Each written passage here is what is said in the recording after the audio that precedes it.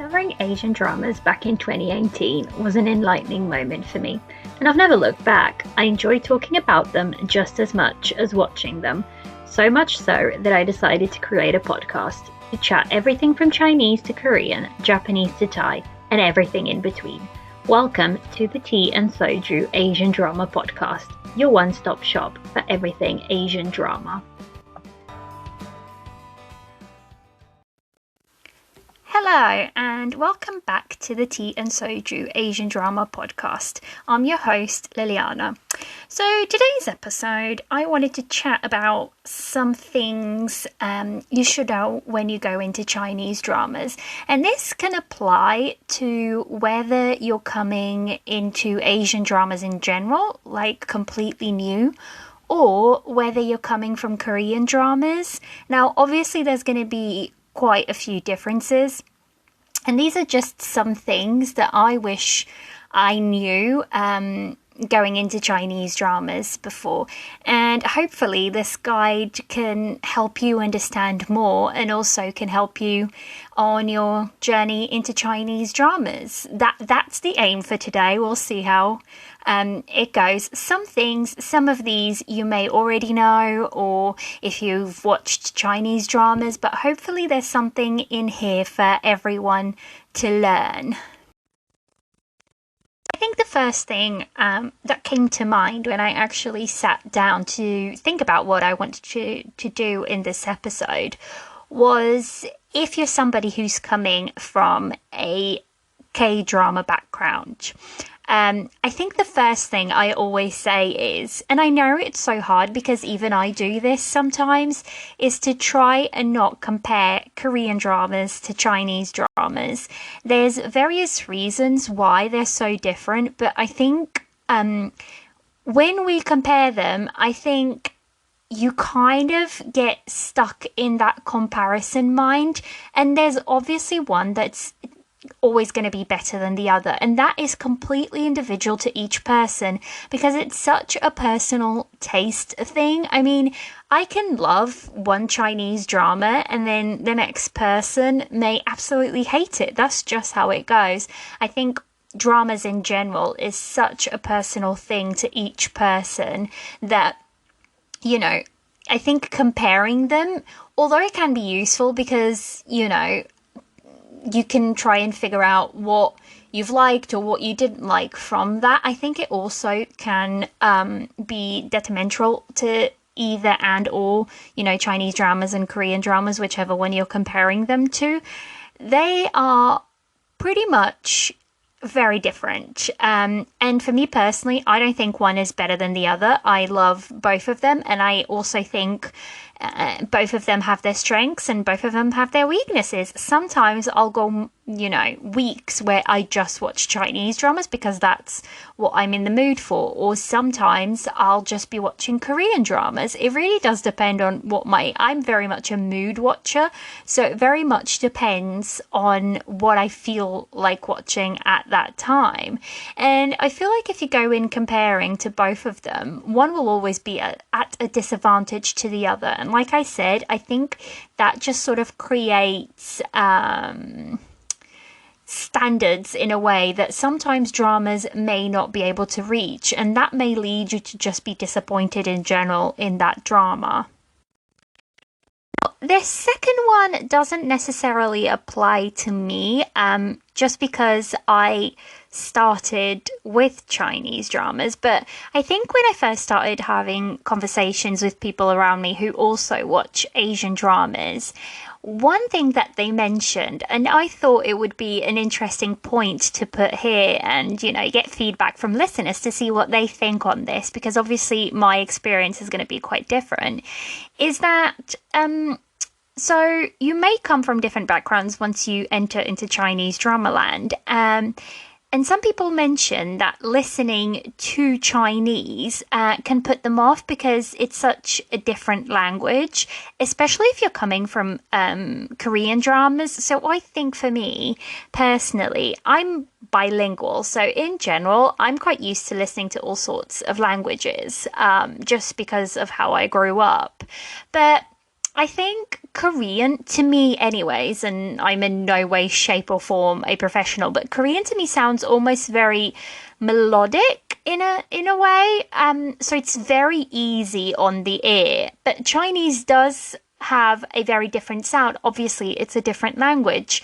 So I think it can be quite jarring once you swap from one country to the other. I'll tell you what, I think for me, the most jarring that, and this happened to me, was so I'd watched a bunch of Chinese, a bunch of Korean, I'd watched Japanese, and Japanese I already knew because I'd heard and watched anime, so for quite a while before I got into actual Asian dramas. But when I did the jump from so all of those Chinese, Korean, Japanese into Thai dramas, that to me was quite jarring. Thai is a very, very different language. And I thought it did take me a couple of episodes just to readjust and, recalibrate for a second, because I was like, oh, what's this? Like, my ears were like, oh, this is new. This is very, very new. And I think it almost sounded, and I don't mean to sound, horrible or anything. That's not the point. But it almost sounded a little harsher, Thai did to me. And I think when I was listening to it, I was like, oh, this is different. I mean, and then eventually I got used to it, and now I don't mind it at all. It's just, it's just a Thai show. But I think in the beginning it did not put me off, but it did take me a while to get into them just because the language just sounded so, so different. But I also want to say, don't ever let a language sounding different and maybe not quite as appealing to your ears, stop you from, trying to get into Asian dramas and other Asian dramas, because I think eventually your brain just clicks. And although, I know this is quite a weird point to make, but I think it does happen to people that, the language just sounds different, because obviously it is a different language. So I did want it to add it to my little points list. And I also definitely want to hear back, like, what have you guys experienced this, like, between which dramas? Because I'm really curious, because this was a topic that was brought up, I don't remember when, but at some point, and it did just pop into my head while I was writing down all the points for this episode, and I was like, I definitely want to mention this one, because obviously it didn't happen from Chinese or Korean for me, but it definitely did happen when I went into Thai dramas. So I'm curious, have you guys ever experienced this? Please let me know, because I'd love to hear about it. So for my third point, and this is the big one, I think this is one that will come across many a conversations about Chinese dramas, because it impacts the overall product at the end. Also, sorry if you can hear my dog in the background. He's making some really weird noises, and I'm just letting him be. He's living his best life over there in the corner, so I'm not gonna stop him. Hopefully you guys can't hear it too much. But yeah, that's my guest host for today. It's my dog in the corner. Anyways, back to the point. So, my third point, and this is a really big one. So in Chinese dramas, we always have to consider censorship. They are heavily, heavily censored. And that definitely has an impact on not only what a director can do, it has an impact on what a writer can do, on what an actor can do. It impacts literally every single aspect of a drama. So I think it's really, really important to mention that there is censorship. And basically what happens is the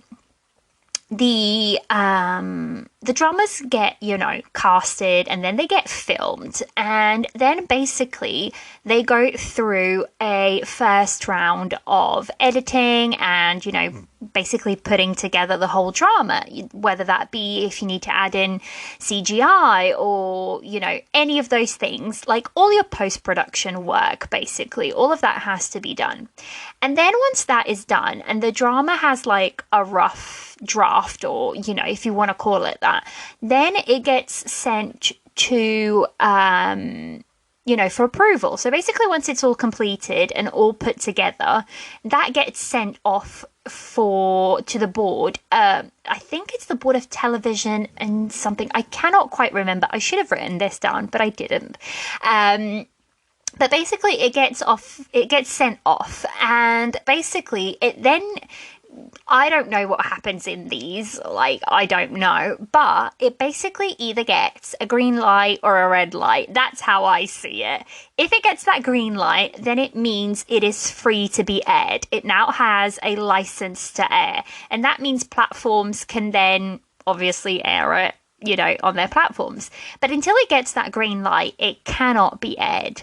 So, and that green light basically comes from the drama basically checking all of the censorship boxes. Like, it doesn't infringe on any censorship rules. And I'm not quite sure about any of the rules yet, but I am planning to do an episode on this, but I think it really needs a lot of research. But I actually have a friend who speaks Chinese, and she's going to help me to get the most accurate information that I can. I don't think it's easily accessible. We have actually started doing some research, and just articles that she's brought to my attention, I'm like, this is insane, and it goes beyond anything that I ever thought it would. But for instances, just to mention a few things that are not allowed through censorship, one of them, and it is the very obvious one, is BL. So that means that boys love any gay novels, anything like that. That will simply not pass censorship. And that's just not allowed in Chinese dramas. It's even, I think it was maybe a couple of months ago from the time that I'm recording this. So in September 2022, that's when I'm recording this episode, they went in and they basically cracked down on anything that's BL. So that is just simply not allowed. So there is dramas that basically try and skirt around this. And this was pre the ban, because the ban is now in place, and it is pretty, if there's any indication, they will just not let you wear it at all. But before, there are certain dramas The Untamed or Word of Honor who did try, and basically what they do is they squirt around the BL aspect. So us as viewers, we can totally see what's happening on the screen, but it's never implicitly put that they're a couple, so you're not going to see them kiss or anything like that. But you see moments where basically you have to read between the lines. That's how they get BL on screen. But even right now, that's just not happening at all. They've completely scrapped that idea out of the books. So there was quite a few dramas actually that were going to come out of BL, and really good adaptations that I was looking forward to. But unfortunately, right now they're just in the nether. We don't know forever. I'd like to hope that we'll see them one day, whether they just basically heavily chop the drama and edit it enough that they can get it past censorship. Who knows? Chinese companies, production companies, they get really creative on how to pass censorship. It was really funny. A couple of months ago as well, they passed a new law that basically dramas could not be more than 40 episodes. So it's pretty simple. Basically, all the companies did was, fine, we'll chop, 60 episode dramas into 2 seasons. And now there you go. It passes the rule. And basically what they do just to mess with the rule is they literally air these episodes back to back, so there isn't even a pause between season 1 and season 2. So you're basically just watching one whole drama, but it's technically a season 1 and a season 2. So yeah, they get pretty creative. But basically that will definitely be an episode that I want to do. But like I said, I need to really research it, because I don't want to talk about the topic if I'm not as informed as I possibly can be. So look out for that one. I'm not sure when it'll come, but I definitely want to talk about it, because it's definitely something that's really, really heavy and important to Chinese dramas. And I think we need to be conscious of that when we talk about them. That actually leads us quite nicely into my. Oh God, I've lost track of how many points I've made. Well, the next point, because I've lost track. You can see how sometimes my mind works. It gets so chaotic that, but we're going to roll with it. Anyways, my next point is I wanted to try and explain how seasons or, dramas work in general. Now, most C-dramas, they only have one season. But like I said, we've gotten creative because of the 40 episode rule. However, the amount of episodes can completely vary from drama to drama. It can be anything between 5 episodes to 100. I kid you not, it's all over the place, and it's just really dependent on whichever drama it is. I think for me personally, from what I've watched anyways, I think I find that most C-dramas tend to sit in between 24 to 40 episodes. But if you're looking at fantasy dramas, they tend to be longer. They usually tend to sit anywhere between more likely the 50 to 60 episode mark. Obviously now because of the rule, it's season 1 and season 2, but it works. So that's how they sort of work it. There's rarely, I think there's only a couple that I know of that have gotten multiple seasons, but it isn't actually a done thing in China, just like actually in Korea, South Korea, for Korean dramas, and even Thai dramas. I don't think I've seen many that get seasons 2. I think Asian dramas in general, now thinking about it, I don't think a lot of them tend to get second seasons, although I do see that shifting. I do see a second season popping up for more and more various dramas, so that'll be an interesting thing to see how they actually do going forward. But anyways, so in terms of episode length, I think episodes can really range all over the place again. They can go, so there's these mini web dramas, and basically they are made for you to watch on your phone. They're literally 2-minute episodes sometimes, and basically they'll have like 20 episodes of 2 minutes or whatever. So it can really go from as little as that to 50 minutes per episode, or even some dramas will go past an hour, but not very much. I think I've come across only 2 dramas where episodes for Chinese dramas go past maybe to an hour and 10, but that is the limit, which, to be quite honest, I love, because I don't enjoy really, really long episodes. It's just something that doesn't work for me. So maybe I don't have the attention. Like, it's really weird. I can sit there and watch 10 episodes in a row of a drama if it's 40 minutes an episode, but I cannot seem to sit down and watch an episode that's an hour and a half, because that feels like a movie and it doesn't work for me. I don't know. It's one of those weird little things, but that's a very me thing. But I do find that actually most dramas comfortably sit around about the 45-minute mark.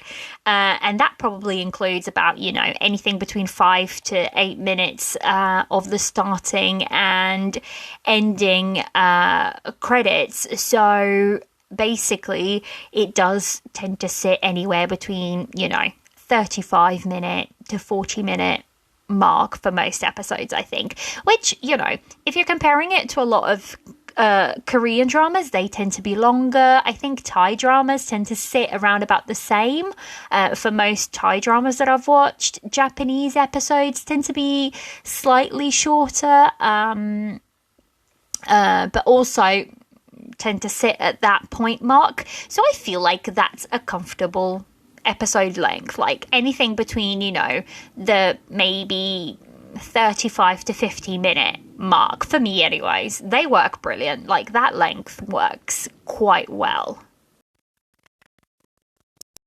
point. It's something that's actually really, really unique to Chinese dramas, at least that I know of. I don't think I've come across other Asian countries that do this, but please feel free to correct me if I'm wrong or if you have come across it. You know, I'm more than open for somebody to come in and tell me I'm completely wrong. But at least of the things that I've come across, I haven't seen it done anywhere else, at least in Asian dramas, if that makes sense. So, and that is dubbing in dramas.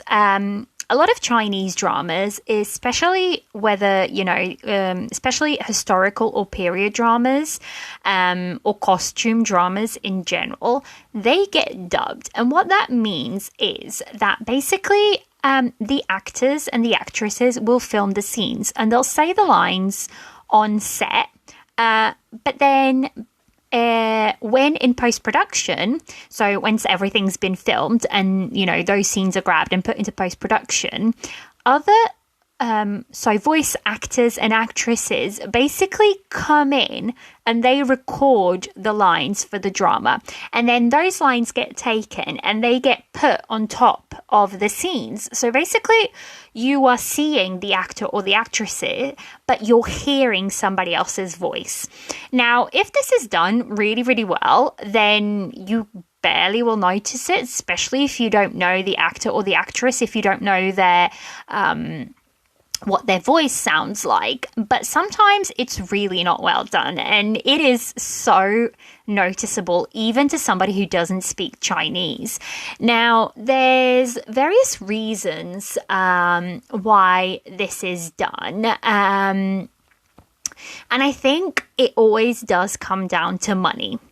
It is cheaper to do it that way, especially if you're recording a period drama. Like, obviously, you're not recording somewhere where there isn't noise. So if there's planes flying overhead or anything like that, it would, I think, be more expensive to clean up that audio than it would be to, have somebody else come in post-production in a studio where the environment is completely controlled and basically say the lines again. But also, basically, after doing research and looking into it, I think what they say is one of the reasons that it happens is, so basically Chinese has so many different dialects, and within each dialect, the language can sound very differently. And even now, I don't speak Chinese, but from what I've gathered from people who do speak Chinese,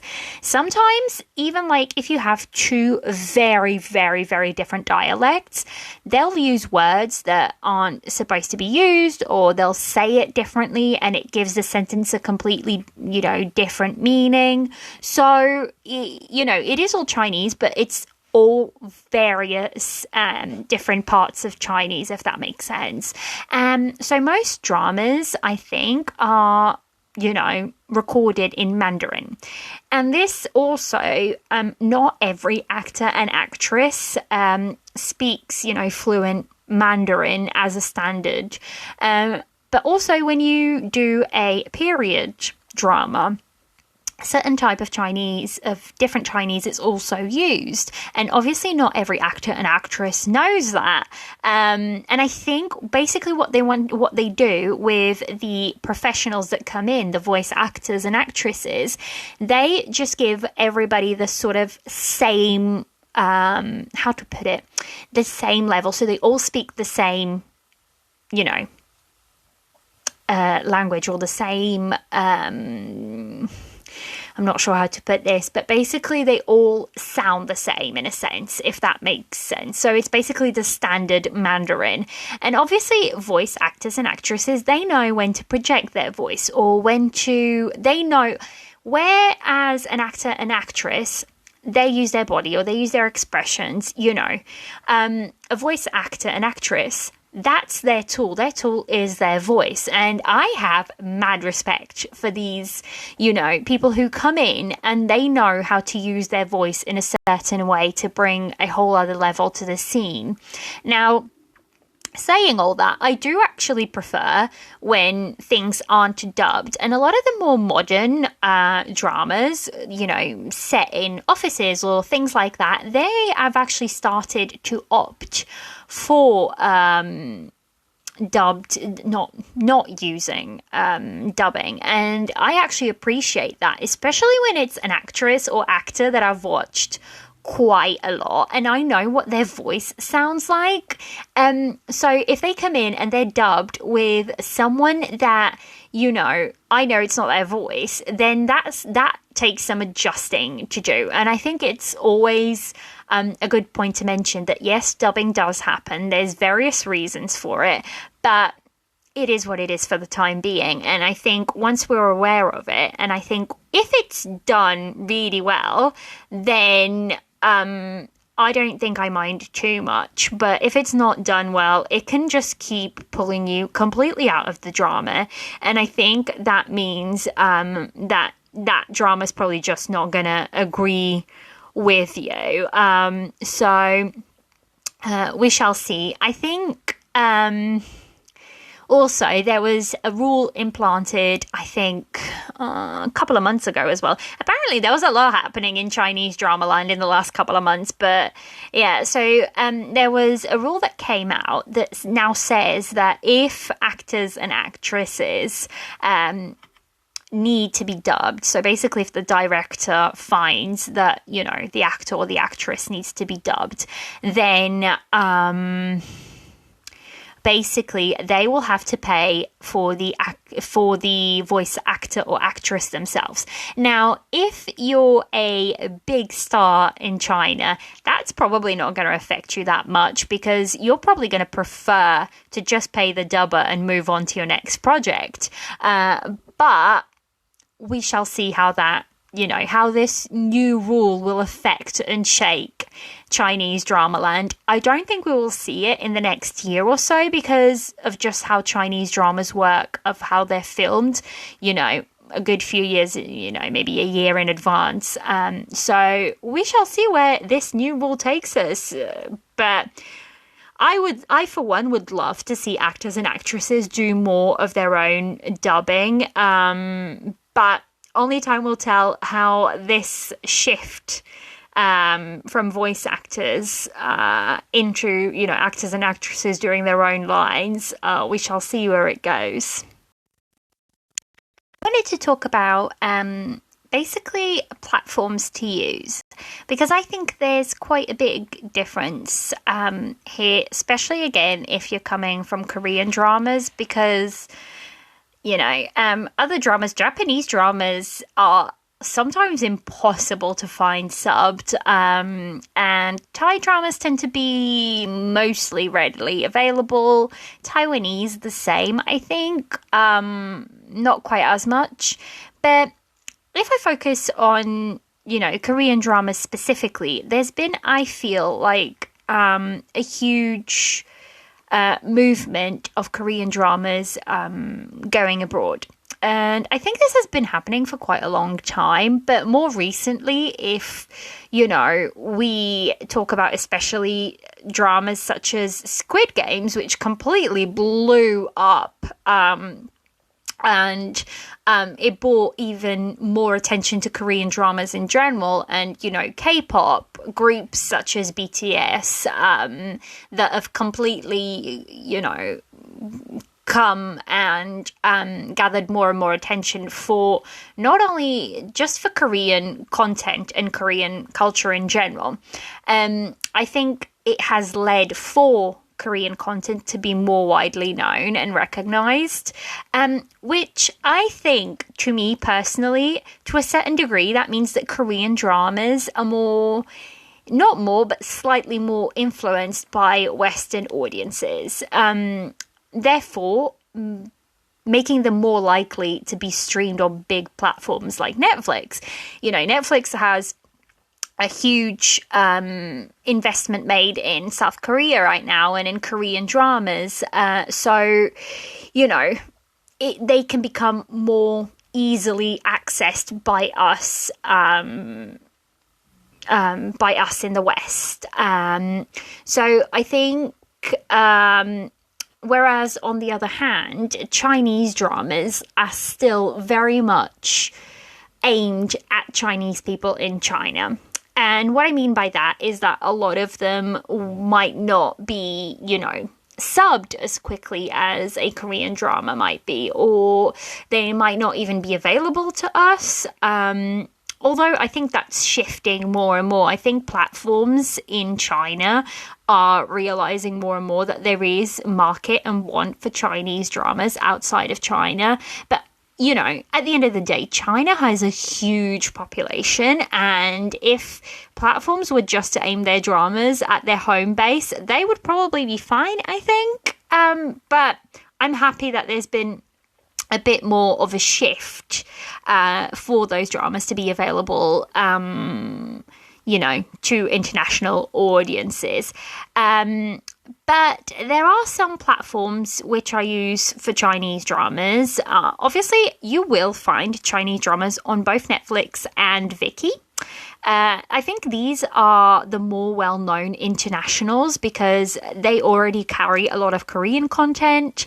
So a lot of people that are coming in from a Korean drama background, they would already know about these platforms. I mean, Netflix is Netflix. It's widely known for all sorts of content, not just Asian content. And Viki is basically an Asian drama platform. That's basically all they have. But they are now getting more and more Chinese dramas as well. And also they're getting more and more Chinese dramas while they're airing. Whereas I don't think Netflix has that. Netflix will stick Chinese dramas that are already completed. So that's the difference between those two. But then there are Chinese drama platforms, which cater for international fans, but they are, in fact, Chinese platforms. So basically Tencent, which, although in some places, I don't know why, but apparently, it's called Tencent, the company, and if you go over to America, they have Tencent, but if I try to access Tencent in Europe, in the UK where I am, I can't. So what I have is WeTV, which is owned by Tencent and pretty much has everything that Tencent has. I don't know why this happens, but it does. So Tencent and WeTV, they're basically the same company. WeTV belongs to Tencent. So, they both get the same dramas. I don't know why, ones like that. I haven't looked into it, but there's definitely, they are the same.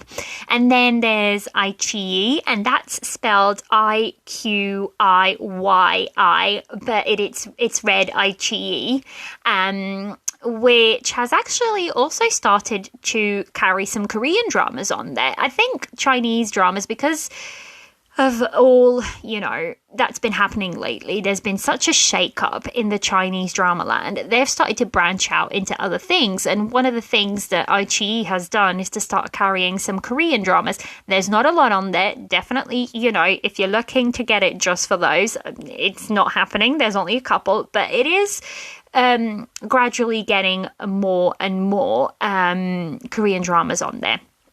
The other one that is another platform is Youku, and that's spelled Youqu. And this one does now, actually, they've launched the international Youku app, I think about a month ago. Now, their international app is not the greatest. I will flat out say that. It's not their best work yet. I think they will get better and better as, time goes on, and the app, just in general, apps tend to, get worked on, improved, as you get feedback from customers. But as of right now, I don't necessarily like using the Youku app. I don't think it's where it needs to be quite yet. They do, however, have the Youku YouTube channel, and that actually carries a lot of their dramas already subbed, and they will put them on there, most episodes free, but then obviously they lock some episodes to membership episodes, but those do eventually, I think, get unlocked. But I don't know how long it takes because I do actually have the membership for Yoku. So now with all of these, I would suggest if you ever want to get them, wait until there's sales, especially for like iQIYI and WeTV. They tend to sell you I think around about, say, Thanksgiving in America or Christmas time, or, Chinese New Year is a big one. They tend to actually put their subscriptions, that's the word I was looking for, their subscriptions on sale. And like for iQIYI, I think last year I subscribed and I got my year subscription for only about £23. I don't know how much that is in dollars or any other currencies, but that's really not that much. So especially if you compare it to a Netflix subscription, which is just insane how expensive Netflix is, but we're not going to go there in this episode. That's not what this episode is about. So if you ever do want to get those subscriptions, I would always highly recommend you keep a very close eye on, those festive times, because they do always tend to the sales, and they're always worth it, I find. So there is one other platform, and it's called Mango TV. Now, Mango TV is the worst for subtitles.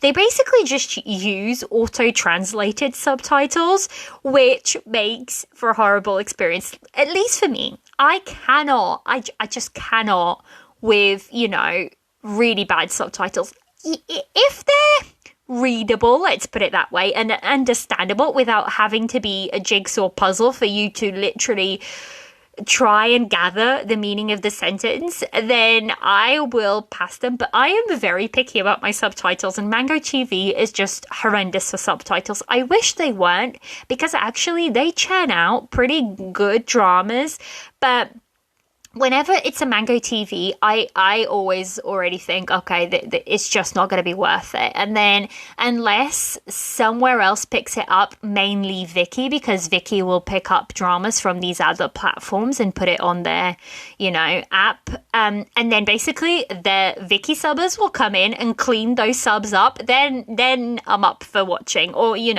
sometimes fan subs. Yep, those are great too. So there is those as well. Like I said, all of these platforms basically are, the ones that I would use. I thought I would mention all of them, but, they are all paid. But actually most of them, if not all of them, have some free content to offer too. And so there's always, it's always a great way for you to go and check it out. And, that's always a great starting point. I would always say, if you want to start a Chinese drama, then go to apps that you already have. So that's why I mentioned either Viki or Netflix, and then go from there. Because if you really get into Chinese dramas, then these other platforms are worth it. But if not, then they're probably not worth your time or your money, because, if you're just watching one drama every now and again, then it's definitely not worth your subscription. But yeah, that's all the platforms I could think of while writing this episode down. So one other quick thing that I wanted to mention is that when you start watching Chinese dramas, there are a couple of terms which you may come across and you may not know about, because they are specific to Chinese dramas. And these are specific to a very specific type of drama, and they are wuxia, xianxia, and xuanhua. Now, I'm going to use the definitions from Immortal Mountain. It's a site online, and basically, I actually want to do a full episode on these, but I just thought I would drop this here, because when I first started watching them, I had no clue what these terms were, but obviously they're tagged on MDL, and I got curious and Googled them, and that's how I found out. But Basically, so we'll start with wuxia, and it literally means martial heroes. And these are dramas with stories of regular humans who achieve supernatural fighting abilities through Chinese martial arts training. And so, yeah, that's basically what it is. But I have since learned that also wuxia is a very particular type of fighting. And a lot of dramas nowadays that call themselves wuxia, they're not quite the specific style that, is meant to fit the wuxia umbrella. I definitely want to dig deeper into all of this. I'm going to try and gather a couple of different different descriptions for each of these, but like I said, I thought I would just mention it. And then xianxia, it literally means immortal heroes. These are fictional stories which can include such things as magic, demons, gods, etc. These tend to be highly influenced by Chinese folklore and mythology. If wuxia is I can't talk today, is described as low fantasy, then take xianxia as high fantasy.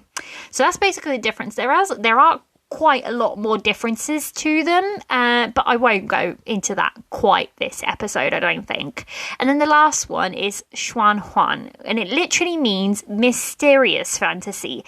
It's a broad genre of fictional stories which mixes Chinese folklore with foreign elements. Now, I was really surprised because once I started digging, I didn't actually know this third term existed. I was only aware of wuxia and xianxia, but clearly, even I'm still learning things, and obviously I don't know everything. So I'll be really, really interested to dig deeper into this and do a full episode on it at some point later on.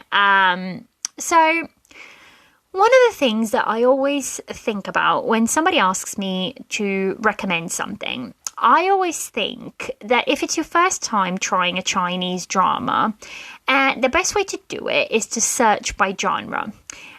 So basically, if you use my drama list and pick a drama you've already watched, regardless of country. So if you're coming from a Korean drama background, pick a Korean drama that you really enjoyed.